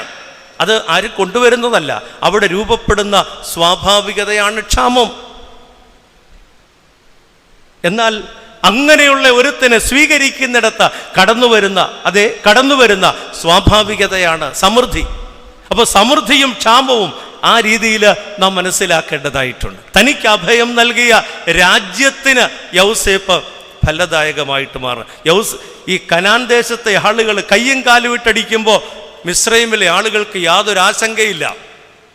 മിസ്രയീമിലെ ആളുകൾക്ക് യാതൊരു ആശങ്കയുമില്ല. എന്താ കാരണമെന്ന് ചോദിച്ചാൽ, ഒരു കലവറയായി മിസ്രയീം മാറിയിരിക്കുകയാണ്. ധാന്യ കൂമ്പാരമാണ് മിസ്രയീമിലെങ്കും. കാരണം എന്താണ്? ഇവനൊറ്റയൊരുത്തൻ. എനിക്ക് പലപ്പോഴും സങ്കടം തോന്നിയിട്ടുണ്ട്. രാജ്യസ്നേഹത്തിൻ്റെയും ദേശസ്നേഹത്തിൻ്റെയും കാര്യത്തിൽ ഏറ്റവും പുറകെ നിൽക്കുന്ന ജാതിയാണ് മലയാളി. അടുത്ത സമയത്താണ് ഓഗസ്റ്റ് 15-നും റിപ്പബ്ലിക് ദിനത്തിനുമൊക്കെ നമ്മുടെ പള്ളിയിലൊരു ത്രിവർണ്ണ പതാക ഉയർത്താൻ തുടങ്ങിയത്. സ്കൂളിൽ നിന്ന് ഇറങ്ങിയിട്ട് പിന്നെ പ്രതിജ്ഞ ചൊല്ലിയിട്ടില്ല. ഉണ്ടോ? ആര് ചൊല്ലി? എന്നാൽ നോക്കിക്കേ, നിങ്ങൾ ഇവിടുന്ന് ഒന്ന് ഇറങ്ങി വടക്കേ ഇന്ത്യയിലോട്ട് പോയി, അവിടെ ആഘോഷമാണ്. സ്വാതന്ത്ര്യ ദിനവും റിപ്പബ്ലിക് ദിനവും ഒക്കെ ആഘോഷമാണ്. വിവരമില്ലാത്തവരെന്നും അല്ലെങ്കിൽ സംസ്കാരം, മലയാള കരയെ പോലെ സംസ്കാരമില്ലാത്തവരെന്നും ഒക്കെ പറയുന്ന ആളുകളുടെ ഇടയിലേക്ക് ചെന്ന് വലിയ ആഘോഷമാണ്. ഇവിടെ മുനിസിപ്പൽ അല്ല ആരെങ്കിലും ചെന്ന ഗാന്ധി പ്രതിമയുടെ ചവിട്ടി പോയിട്ടൊരു കൊടിനാട്ടും. പിന്നെ ചുമതലപ്പെട്ട മന്ത്രിയോ MLA യോ വന്ന് കളക്ട്രേറ്റിലൊരു കൊടിനാട്ടും. ഇത്രയേ ഉള്ളൂ ആഘോഷം. എന്തൊരു മര്യാദകേടാണ്! പിറന്ന ദേശത്തോട്, വളർന്നു വന്ന സംസ്കാരത്തോട്, തനിക്ക് അഭയം നൽകിയ സംവിധാനത്തോട് നമ്മുടെ പ്രതിബദ്ധത എന്താണ് പ്രിയപ്പെട്ടവരെ? നമുക്ക് അഭയം നൽകിയ ദേശത്തിൻ്റെ അനുഗ്രഹത്തിനും സമൃദ്ധിക്കും വളർച്ചയ്ക്കും കാരണക്കാരാകേണ്ടത് നമ്മൾ. അവിടെ നിന്ന് ഊറ്റുക മാത്രമല്ല, അവിടേക്ക് കൊടുക്കാനുള്ള ഒരു പ്രതിബദ്ധത നമുക്കുണ്ടാവണം. ദേശസ്നേഹത്തിൻ്റെ കാര്യത്തിൽ നാം വളരെ പിറകിലാണെന്നാണ് എൻ്റെ വിചാരം. യൗസേപ്പ് തനിക്ക് അഭയം നൽകിയ ദേശത്തിൻ്റെ സമൃദ്ധിക്ക്, സന്തോഷത്തിന് കാരണമായിട്ട് തീർന്നു. ഞാൻ പലപ്പോഴും ഓർക്കാറുണ്ട്, ഇവിടെ നമ്മുടെ സമൂഹത്തിൽ ഇവിടെ ജനിച്ച, ഇവിടെ വളർന്ന, ഇവിടുത്തെ അന്തരീക്ഷത്തിൽ പഠിച്ചു വളർന്ന അനേകം ആളുകൾ ഇന്ന് വിദേശ രാജ്യങ്ങളിലാണ്. അത് പ്രായഭേദമില്ലാതെ ഞാൻ പറയുകയാണ്. ഒരു ചെറിയ മടുപ്പാണ് കേരളം എന്ന് കേൾക്കുമ്പോൾ. ഇവിടുത്തെ സമരവും ബന്ധും ട്രാഫിക്കും ഡിസിപ്ലിനില്ലാത്ത പോക്കും ഒക്കെ അതിൻ്റെ കാരണമുണ്ട്. ഡിസിപ്ലിൻ ലൈഫിൽ പോയിട്ടുള്ളവർക്ക് പാർക്ക് ചെയ്യണമെങ്കിൽ ഇടിച്ചു കയറ്റണം, പാർക്കിംഗ് ഏരിയ ഇല്ല. അവർ പറയുന്നതിനകത്ത് കുറ്റമില്ല. പക്ഷേ അഭയം, പ്രിയപ്പെട്ടവരെ, ജനിച്ചു വളർന്ന മണ്ണിനോട്, അഭയം നൽകിയ ദേശത്തോടും ജനിച്ചു വളർന്ന മണ്ണിനോടുമുള്ള പ്രതിപത്തി വളരെ പ്രധാനപ്പെട്ടതാണ്. നാടിനു വേണ്ടി, ദേശത്തിനു വേണ്ടിയും കൂടി നമ്മുടെ സാധ്യതകളെ വിനിയോഗിക്കുവാൻ നമുക്ക് ചുമതലയുണ്ട് എന്ന യൗസേപ്പ് പരിചയപ്പെടുത്തി തരും. ഒരു ബന്ധവും ഇല്ലാത്ത, ഒരു തരത്തിലും തനിക്ക് ബാധ്യതയില്ലാത്ത ജാതിക്ക് വേണ്ടി സമൃദ്ധി ഒരുക്കുന്ന, സംതൃപ്തി ഒരുക്കുന്ന യൗസേപ്പിനെ നമ്മൾ കാണുക. ഉപസംഹരിക്കുകയാണ്.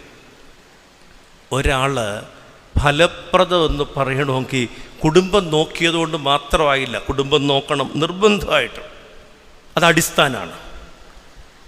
അതുകൊണ്ട് മാത്രം ഫലപ്രദമാവില്ല. കഷ്ടതകളിലൂടെ യാത്ര ചെയ്ത് വിശുദ്ധിയിൽ സ്വയം സൂക്ഷിക്കുന്ന ഒരാൾ ഫലദായകമായ അവസ്ഥയിലേക്ക് വരുന്നത്, ഞാൻ പറഞ്ഞു, സഹോദരങ്ങളുടെ ക്ഷേമം അന്വേഷിച്ചുള്ള യാത്രയാണ്. ആ യാത്ര അതൊരു ചേർന്ന് നിൽപ്പാണ്. വേദനിക്കുന്നവനോടും വിയർപ്പൊഴുക്കുന്നവനോടും അത്യധ്വാനം ചെയ്യുന്നവനോടും ചേർന്ന് നിൽക്കുവാനുള്ള ഒരു യാത്ര. അത് ദാവീദിലുമുണ്ട്, യൗസേപ്പിലും. ആ യാത്രയിൽ രൂപപ്പെടുകയാണ് പുതിയ വാതായനങ്ങൾ തുറക്കപ്പെടുകയാണ്, വിശാലമായ മേഖല രൂപപ്പെടുക. നമ്മളൊക്കെ വീട്ടിൽ മടിച്ച് വീടിൻ്റെ അന്തരീക്ഷത്തിൽ മാത്രം ഇരുന്നാൽ നമ്മുടെ മേഖല അവിടെ ചുരുങ്ങിപ്പോകും. നിങ്ങൾ പലപ്പോഴും എന്നെക്കുറിച്ച് പറയുന്ന, നിങ്ങളെന്ന് പറഞ്ഞാൽ ഇവിടെയുള്ള ചെറുപ്പക്കാർ പറയുന്നൊരു കാര്യമുണ്ട്, ഏത് വണ്ടിക്കും കൈ കാണിക്കുന്ന അച്ഛൻ. എങ്ങനെ കൈ കാണിക്കാതിരിക്കും? നമ്മുടെ മുമ്പിൽ കൂടെ പോകുന്ന വണ്ടിക്ക് നമ്മുടെ മനസ്സിൽ പെട്ടുപോയ, കണ്ണിൽ പെട്ടുപോയ, കാതിൽ പെട്ടുപോയതിന് എങ്ങനെ കൈ കാണിക്കാതിരിക്കും? പ്രിയപ്പെട്ടവരെ, അങ്ങനെ ഈ ഒരു അന്വേഷണത്തിലേക്ക് യാത്ര ചെയ്യുമ്പോഴാണ് മേഖല വിസ്തൃതമാകുന്നത്. യാക്കോബിൻ്റെ മടിയിൽ നിന്ന്, ജനിച്ചു വളർന്ന വീട്ടിൽ നിന്ന്, ഒറ്റപ്പെടലിൻ്റെ അനുഭവത്തിൽ നിന്ന്, മിസ്രൈമിൻ്റെ രാജാവ് അല്ലെങ്കിൽ കാര്യവിചാരകൻ എന്ന തലത്തിലേക്ക് അവൻ്റെ മേഖല വിസ്തൃതമായത് വേദനിക്കുന്നവനോട് ചേർന്ന് നിൽക്കുവാനുള്ള സഹോദരങ്ങളുടെ വിശേഷം തിരക്കിക്കൊണ്ടുള്ള യാത്രയാണ്. ആ യാത്ര അവനെ ഫലദായകമായിട്ട് മാറ്റി. ഒന്നവൻ്റെ അപ്പന് നാളുകൾ അവനെ ഏറെ സ്നേഹിച്ച്, കൊഞ്ചിച്ച്, വാത്സല്യിച്ച, മറ്റുള്ളവരുടെ മുമ്പിൽ ഏറ്റവും സ്നേഹം പകർന്ന അങ്ങനെ ഒരു അപ്പൻ, അവന് വേണ്ടി ഒത്തിരി കരഞ്ഞ, വിലപിച്ച, നൊമ്പരപ്പെട്ട, അവൻ്റെ മരണം സ്ഥിരീകരിച്ച് അതിനുവേണ്ടി ശേഷക്രിയ നടത്തിയ ഒരപ്പനു വേണ്ടി ഫലദായകമായിട്ട് നിൽക്കുക. മുറിച്ചു നൽകപ്പെട്ട് വളർന്നവരാണ് നമ്മൾ. അപ്പനും അമ്മയും മുറിച്ചു നൽകിയതിൻ്റെ വിഹിതം ആസ്വദിച്ച് വളർന്നു വലുതായവരാണ്. ക്രിസ്തു മുറിച്ചു നൽകിയത് ആസ്വദിച്ച് നിത്യജീവനിലേക്ക് വളരുന്നത് പോലെ തന്നെ രണ്ടും രണ്ട് ഡയമെൻഷനിലാണ് എന്നിരുന്നാൽ പോലും മുറിച്ചു നൽകപ്പെട്ടവൻ്റെ മുമ്പിൽ നമുക്കൊരു കടപ്പാടുണ്ട്. അതാണ് ആരാധന. അത് മറന്നു പോകാതിരിക്കാനാണ് എന്നും ഞാൻ വരുന്നത് വരെ ഇപ്രകാരം ഈ സ്മരണ മുറിച്ചു നൽകിയ എല്ലാവരോടും ഉണ്ടാകണം. പ്രത്യേകിച്ച് അപ്പന് അമ്മയ്ക്ക് ഫലദായകമായിട്ട് മാറുക. ഇപ്പോൾ പലരും ഇരുന്ന് ചിന്തിക്കുന്നുണ്ട്, എൻ്റെ അച്ചു ഇന്ന് 46-ാം വർഷമാണ് അവർ കടന്നു പോയിട്ട്, ഇനി എങ്ങനെ ഫലദായകമാകുക? പറയാൻ മറുപടിയില്ല. ജീവിച്ചിരിക്കുന്നവരെങ്കിലും ഒന്ന് ഓർത്താൽ മതി. ഞാൻ എന്നെ ഓർപ്പിക്കുന്നൊരു കാര്യം നിങ്ങളോടും കൂടെ ഒന്ന് സ്വകാര്യമായിട്ട് ചില ഉറക്കെ പറഞ്ഞു എന്നുള്ളേ ഉള്ളൂ. എന്നെ ഓർപ്പിക്കാൻ ഞാൻ ചെയ്യുന്നതല്ല, ഓർപ്പിക്കാൻ ശ്രമിക്കുന്ന കാര്യം നിങ്ങളോടും കൂടെ ഒന്ന് ചിന്തിക്കാൻ വേണ്ടി പറഞ്ഞെന്നുള്ളേ ഉള്ളൂ. 2, ശത്രുക്കൾക്ക് ചില നൊമ്പരമൊക്കെ നമുക്കും ഇല്ലേ നമ്മുടെ കുടുംബ അന്തരീക്ഷത്തിൽ. വേദനിപ്പിച്ചു എന്ന് നമുക്ക് കിട്ടേണ്ടതൊക്കെ പോയിന്ന്, അവരാണ് എൻ്റെ ദുഃഖത്തിന് കാരണമെന്ന്, ഒരു കാലത്ത് അവർ ചെയ്തത് അറിയാമോന്ന്, ഇങ്ങനെയൊക്കെ നമ്മൾ പറഞ്ഞുകൊണ്ട് നടക്കുന്ന പഴയ കാര്യങ്ങളില്ലേ, ഇതിൽ നിന്നൊക്കെ ഒന്ന് പിടിവിട്ടിട്ട് അവന് ഫലദായകമായിട്ട് എന്തുകൊണ്ട് വിശേഷമെന്ന് തിരക്കി അവന് ഫലദായകമായിട്ട് മാറാൻ ഒക്കുമോ? അപ്പോഴാണ് 133-ാം സങ്കീർത്തനം, സഹോദരന്മാർ ഒത്ത് ഒരുമിച്ച്. ശത്രുക്കൾക്കെന്ന് അതിൻ്റെ ക്ലൈമാക്സാണ്, അതിൻ്റെ ഏറ്റവും മൂർത്തിമത് ഭാവമാണ്. അതിൽ നിന്ന് താഴെയൊക്കെ വന്നാൽ യൗസേപ്പിനോട് ചെയ്ത അത്രയൊന്നും നമ്മളോട് ചെയ്തിട്ടില്ലല്ലോ, പറ്റുമോ? അതിൻ്റെ കാരണം ഇതാണ്, ദൈവ പദ്ധതിയാണ് ഇത്. ഉപദ്രവിക്കുന്നതിൻ്റെ പിന്നിലും സഹായിക്കുന്നതിൻ്റെ പിന്നിലും ഒരു ദൈവ പദ്ധതിയുണ്ട്. സഹായിക്കുന്നതിൻ്റെ പിന്നിൽ ദൈവ പദ്ധതി ഉണ്ടെന്ന് നമുക്കറിയാം. ദൈവത്തിന് സ്തോത്രം, അവരൊക്കെ എന്നെ സഹായിച്ചു. അത് മാത്രമല്ല, ഉപദ്രവിക്കുന്നതിൻ്റെ, ഇത് രണ്ടും 2 വശങ്ങളാണ് ഒരു നാണയത്തിൻ്റേതെന്ന് പറയാം. അങ്ങനെയാണ് നമ്മളൊക്കെ നമ്മളായി ദൈവം ഒരുക്കുന്ന അനുഭവങ്ങളിൽ എത്തിച്ചേരുന്നത്. വ്യസനിക്കേണ്ട, വിഷാദിക്കേണ്ട, ജീവരക്ഷ സഹോദരങ്ങളോട് പറയുകയാണ്, വിഷാദിക്കേണ്ട, വ്യസനിക്കേണ്ട, ജീവരക്ഷയ്ക്കായി നിങ്ങൾക്ക് മുമ്പേ ദൈവം എന്നെ ഇവിടെ എത്തിച്ചത്. നിങ്ങൾക്ക് മുമ്പേ എന്നെ ദൈവം എത്തിച്ചതാണ്. 3, തനിക്ക് അഭയം നൽകിയ ദേശത്തോടുള്ള നന്ദി, ദേശത്തോടുള്ള പ്രതിബദ്ധത, ആ ദേശനിവാസികളോടുള്ള തൻ്റെ കടപ്പാട്. പൊട്ടക്കിണറ്റിൽ കിടന്നവനെ സിംഹാസനത്തിലേക്ക്, പൊട്ടക്കിണറ്റിൽ കിടന്നവന് സിംഹാസനം വെച്ചു നീട്ടിയ ദേശത്തോടുള്ള പ്രതിബദ്ധത തീർന്നതാണോ? അവനെ ആ രീതിയിൽ അംഗീകരിക്കാൻ തയ്യാറായ ദേശനിവാസികളോടുള്ള അവൻ്റെ കടപ്പാട് എത്ര വലുതാണ്. ഇന്ന് അവർ മുഴുവൻ പ്രതീക്ഷയോടെ നോക്കുന്നത് ഈ ഒരു വ്യക്തിയിലാണ്. എത്ര ഭാഗ്യ പ്രിയപ്പെട്ടവരെ, ഒരുപാട് ആളുകൾ പ്രതീക്ഷയോടെ നമ്മൾ ഒരാളിലേക്ക് നോക്കിയാൽ അവിടെ കിട്ടുന്ന ഒരു സംതൃപ്തി എന്താണ്? യാക്കോബിൻ്റെ വാക്കുകൾ, തൻ്റെ പുത്രനെക്കുറിച്ച്, തൻ്റെ പ്രിയ മകനെക്കുറിച്ച്, മരിച്ചുപോയ തൻ്റെ മകനെക്കുറിച്ച്, ഇപ്പോഴും ജീവിച്ചിരിക്കുന്ന മകനെക്കുറിച്ച്, ജീവിതത്തിൻ്റെ അന്ത്യനാളുകളിൽ തന്നെ രാജാവായി മിസ്രൈമിൻ്റെ മധ്യേ ഉയർത്തിയ, തൻ്റെ അഭിമാനം വാനോളം ഉയർത്തിയ തൻ്റെ പ്രിയ മകനെക്കുറിച്ചുള്ള യാക്കോബിൻ്റെ അനുഗ്രഹീതമായ വാക്കുകൾ, അതിൻ്റെ അർത്ഥതലങ്ങളിൽ എൻ്റെയും നിങ്ങളുടെയും ജീവിതത്തിൽ പ്രായോഗികമാക്കുവാൻ ഈ പരിശുദ്ധ നോമ്പ് സഹായകമാവട്ടെ.